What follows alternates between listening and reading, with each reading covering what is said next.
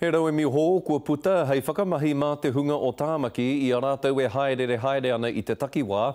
Kua mahitahi a Kiwa Digital me tētahi kura i te tonga o Tāmaki kia puta ai i a rāua he puka mati. E ako ai ngā waiwai kai pakiaka o Tāmaki i te reo me te hitori o te rohe.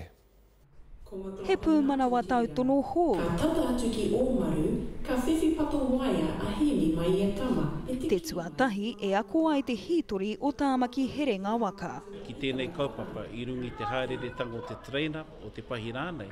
Ka tae te hapuri ngā iwi kato o Tāmaki Makaurau, te ako i ngā wāhi tapu, i ngā wāhi noho ai o tātou mātua tūpuna. E hara i te akoranga noa nei he ngahau kē i tētahi paki waitara motuha ke ake.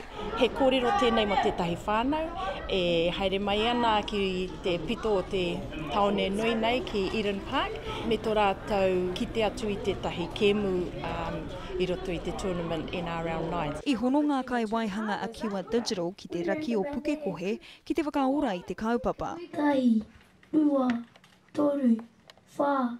He tuatahi mā rātau te whāwhā atu ki tēnei taha o te ao mati. Kei te harikoa. Harikoa. He hataki.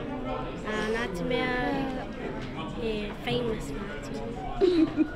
Aha kua ia he rau e me ako mā te tamaiti kōrero Māori tonu he toko ngā hoki mā te tauho ki te reo. Auckland Nice. Ko tīmata tātou ki te kapo mai i ngā kōrero Māori, te whakaatu i ngā tikanga Māori, te kōrero i roto i te reo Māori. Ki te atu ai ngā tamariki, he wāriu tōna, he uaratanga tō te reo Māori. I tēnei ao hangarau ko te toro ki ngā mōhiohio te tino, ko te manakoia ka pērā hoki te toro ki tō tāua reo, tikanga hoki. Orini Tipini Leach, Te Karere.